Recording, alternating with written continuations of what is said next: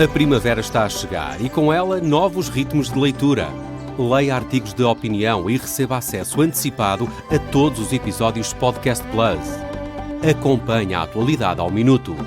Assine hoje o Observador com até 58% de desconto e habilite-se a ganhar uma tote bag e um voucher da Livraria Almedina. Tudo em observador.pt.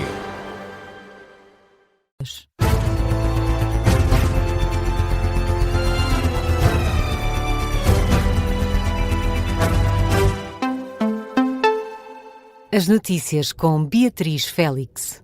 Boa noite, vamos às notícias na Rádio Observador. De novo à mesa, a Casa Branca diz que as reuniões deste sábado com a delegação ucraniana foram construtivas. As negociações estavam suspensas desde o início da guerra no Irão, ou seja, desde o final de fevereiro. Este sábado, os Estados Unidos e a Ucrânia estiveram na Flórida para preparar uma nova reunião trilateral com a Rússia para tentar acabar com a guerra na Ucrânia. Ora, numa publicação na rede social de X, o enviado da Casa Branca, Steve Witkoff, avança que as discussões se focaram principalmente na redução e resolução dos pontos pendentes para tornar mais próximo um acordo de paz que seja abrangente. Volodymyr Zelensky já tinha também mencionado que estavam a decorrer estas reuniões em Miami. Este sábado, o presidente ucraniano sublinhou que é importante para todos no mundo que a diplomacia continue para tentar pôr fim à guerra entre a Rússia e a Ucrânia. E seguimos com um ultimato de Donald Trump, que deu 48 horas ao Irão para reabrir o Estreito de Hormuz, senão os Estados Unidos vão obliterar centrais elétricas iranianas. A Truth Social foi o espaço escolhido pelo presidente norte-americano para deixar este ultimato ao Irão, que no caso de não ceder vai sofrer com ataque e destruição das infraestruturas elétricas do país, a começar logo pela maior e com mais capacidade. Mas antes deste ultimato, Donald Trump tinha também dito que o Irão quer chegar a um acordo, mas que o presidente norte-americano não está na mesma linha. Os Estados Unidos varreram o Irão do mapa. Foi assim que Trump começou a publicação na rede social Truth Social.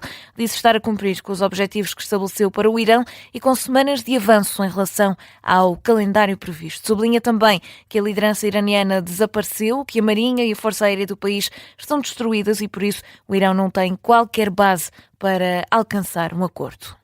E em Portugal, mais de 1000 pessoas saíram este sábado à rua em Lisboa para exigir o direito à habitação em respostas ao aumento dos preços das casas. A manifestação começou no topo da Avenida da Liberdade, junto ao Marquês de Pombal, e caminhou até aos restauradores, um projeto organizado pela plataforma Casa para Viver. Foi um evento em que os partidos também marcaram presença no protesto deste sábado em defesa do direito da habitação. Paulo Raimundo, secretário-geral do PCP, foi um dos líderes partidários a participar nesta descida da Avenida da Liberdade, a tirar críticas ao governo que acusa de especulação imobiliária. As medidas todas que tomaram, o pacote fiscal que fez aprovar com o Chega, e agora, como se isso tudo não bastasse, ainda vem mais uma nova lei para acabar com o resto, que é para aumentar os despejos. E, portanto, nós temos uma situação onde essas pessoas estão aqui hoje aqui em Lisboa, em vários pontos do país, no Porto, em vários pontos do país, estão a exigir uma coisa tão simples que é casas para viver. E o Governo quer é casas para especular. É isso, a realidade é essa. Quanto mais medidas o Governo avança, mais as casas sobem e mais as rendas sobem. Ora, isso não pode ser. José Manuel Pureza, coordenador do Bloco de Esquerda, exige coragem ao Executivo para limitar os valores das rendas. A curto prazo, o Bloco foi sempre dizendo que era preciso estabelecer limites às rendas, sobretudo numa altura em que a especulação é absolutamente, fora de controlo. E, portanto, a coragem do Governo passa por aí. E o Governo está a dar os sinais contrários em relação a isso. E sem um parque público robusto, não há regulação do mercado que possa acontecer. E ainda é necessário, evidentemente, que haja uma política de crédito à habitação que tenha regras e regras muito disciplinadas. Já Paulo Moares, deputado do LIVRE, diz que o Governo tem de mudar de estratégia. Nós aquilo que temos visto é o Governo a apresentar pacotes relativamente à habitação sucessivos, mas quando olhamos para os indicadores, todos eles estão a piorar. O valor das rendas, o valor do preço da habitação por metro quadrado, o número de despejos, está tudo a piorar. E a dada altura o Governo tem que parar e pensar se efetivamente quer continuar a seguir este caminho que tem seguido. Nós estamos a chegar a um ponto no nosso país em que nós estamos a assistir ao regresso aos bairros de barracas nas periferias das nossas cidades e, portanto, estamos a voltar ao ponto em que estávamos nos anos 90, no início dos anos 2000, e isso é inaceitável. Os três partidos, PCP, Bloco de Esquerda e Livre, estão alinhados. Dizem que o Governo está a responder à crise da habitação com medidas que beneficiam o mercado e não as pessoas. E além da capital, outras 15 localidades aderiram ao apelo da plataforma para mostrar um descontentamento com a crise no setor. Uma delas foi o Grande Porto, onde mais de 500 pessoas se manifestaram. Francisco Aguiar pertence à plataforma Casa para Viver. Diz que o regresso dos protestos pela habitação se justifica porque a crise no setor não só continua, como está a ser agravada. Tudo o que é feito por parte deste governo não chega ao ponto de responder verdadeiramente às necessidades da habitação das pessoas. É preciso responder de várias formas. Por exemplo, arranjar alguma forma de reduzir estas taxas ridículas, com margens demasiado grandes que os bancos impõem naqueles que querem pagar, portanto, comprar uma casa e fazer a prestação, não é? Não se compreende como é que é preciso que essas taxas sejam tão grandes, como é que os juros estão tão altos. Então, mas estamos aqui para quê? É para ter dignidade nas nossas vidas ou é para pagar aos bancos? Francisco Aguiar, da plataforma Casa para Viver. 16 localidades em Portugal saíram este sábado à rua para protestar pelo direito à habitação. Tempo ainda neste jornal para o desporto, a começar pelo Benfica, que venceu este sábado o Vitória por 3-0 no Estádio da Luz, num jogo a contar para a jornada 27 da Primeira Liga, golos de Prestiani e Pavlidis do lado das Águias e um autogol de Mukendi. No final, o técnico dos encarnados, José Mourinho, admitiu que apesar do resultado, sua partida não foi fácil.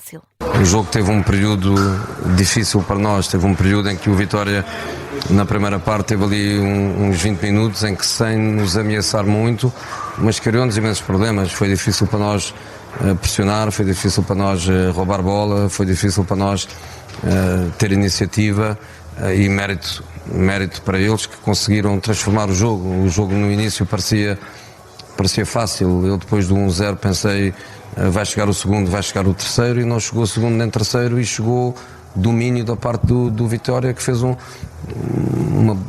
boa vintena de minutos na primeira parte com muita qualidade. José Mourinho, em declarações à Benfica TV, já o treinador do Vitória, Gil Lameiras, disse estar orgulhoso dos jogadores, mas admite que a equipa cometeu alguns erros. Não podemos neste nível dar as bolas que demos, e isso traduziu-se em golos para o Benfica, porque o Benfica é uma equipa com muita qualidade individual e estes erros pagam-se caros nos jogos, mas não poderia deixar de dizer que estou muito orgulhoso daquilo que os meus jogadores fizeram, pela personalidade que se mantiveram dentro de campo, por aquilo que depois estarmos a perder, a forma como fomos à procura do empate, mesmo depois já com 2-0, a mesma situação. O treinador do Vitória Sport Clube, Gil Lameiras, em declarações também à Benfica TV, depois de ser derrotado por 3-0 pelo Benfica no Estádio da Luz. E no domingo o futebol continua. O Sporting vai jogar com o Alverca e Rui Borges admite mudanças na equipa. O treinador dos Leões admite que a eliminatória com o Bodo Glimt na Liga dos Campeões deixou marcas e provocou o cansaço que ditou as mudanças. Rui Borges sublinha ainda que o Alverca é sinónimo de dificuldades. Será uma tarefa difícil por tudo que foi o jogo do Bodo, por tudo que é a equipa do Alverca também, e que tem crescido nesse sentido, até mesmo neste ano 2026, por isso será um jogo difícil, em termos de perceber até amanhã também em termos físicos, não só físicos, a parte mental também conta muito naquilo que é a recuperação, por isso o desgaste foi enorme, aqui o mais importante é esse, é recuperá-los e ligá-los ao máximo naquilo que é a exigência do jogo do Alverca. O duelo entre a equipa do Ribatejo e os Leões está marcado para as 6 da tarde no campo do Alverca. O Futebol Clube do Porto também vai entrar em campo, mas com o Sporting de Braga. Francesco Farioli diz que é a partida mais complicada até ao final da temporada. É um jogo grande desta jornada e na conferência de imprensa de antevisão o treinador portista assume a importância deste encontro, mas recusa que seja uma partida decisiva. Ainda assim, é o que mais preocupações traz a Farioli. Can you remind me how many games are missing? 8. Consegue recordar-me quantos jogos faltam? 8. A resposta está aí. São 24 pontos ainda em falta. É claro que o Sporting de Braga é um adversário muito forte, não podemos negá-lo, mas a corrida é longa. Vamos passo a passo. Este vai ser um passo importante, sim, totalmente, mas não vai ser decisivo. But it's not going to be a decisive one. O jogo entre o Sporting de Braga e o Futebol Clube do Porto está marcado para as 20h30 da noite no Estádio Municipal de Braga. Ambas as partidas deste domingo, do Porto e do Sporting, contam com emissão especial de desporto, com análise e relatos para ouvir em direto aqui na Rádio Observadores. É o ponto final neste noticiário, edição das 3 da manhã. A informação fica por aqui. Está de regresso daqui a pouco às 3h30 com a síntese de notícias.